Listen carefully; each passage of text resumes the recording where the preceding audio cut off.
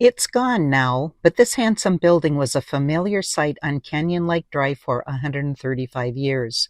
Known as Susan, it was part of the Rapid City Indian Boarding School campus. It mirrored the philosophy of Captain Richard Pratt of the Carlisle Indian Industrial School: kill the Indian, save the man. And now a memorial to those children who died at this school will honor their memory. Amy Sazu leads this effort. The really special thing about this place and this piece of land is it's the first public art space memorial built by Indigenous people on Indigenous land and controlled by Indigenous people. This land is held for the Oglala Sioux Tribe, Rosewood Sioux Tribe, and Cheyenne River Sioux Tribe, and to create a partnership with them and remembering the children has been really important and meaningful to me too, to have that partnership and support of the tribes.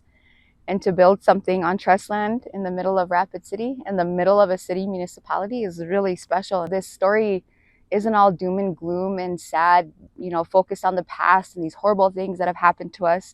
Despite what people in the community say, we are not focused on the past. We are not focused on historical trauma and all the things that happened to us. We really are looking forward and trying to find ways through it and past it and to heal it.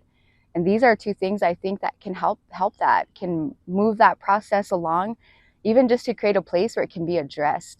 In 1896, 160 acres were purchased for the boarding school. By 1906, it had a 1,200-acre footprint of prime agricultural land in the middle of Rapid City. The whole west side of Rapid City was used, was part of the boarding school because children were meant to work. Children worked on this land. The land back here, going back by Stevens, from what we've read, was grazing land. And the land down below where Sioux Park is was farmland. And to think this land was used for kids to work on, and our local community sought to benefit from that land instead. Never once thinking that what the right thing might have been, and the right thing would be to include the descendants of those children who worked here, some who died working here, some who were seriously harmed.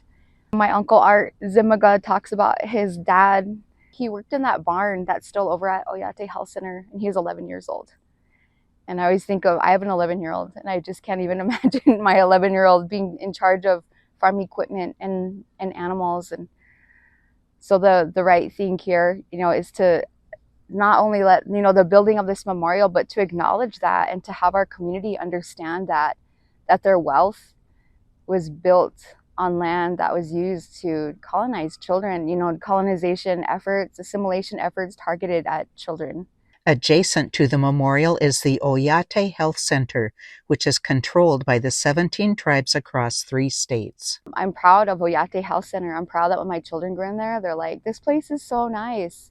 I'm proud that there's a nice place for our people with beautiful art made by our people to adorn the walls. It's a huge step in the right direction, and it shows non-Native people here that we are capable of beautiful things and that we can take care of ourselves given the opportunity to do so. For ICT from the homelands of the Lakota Oyate, I'm Shirley Snavy.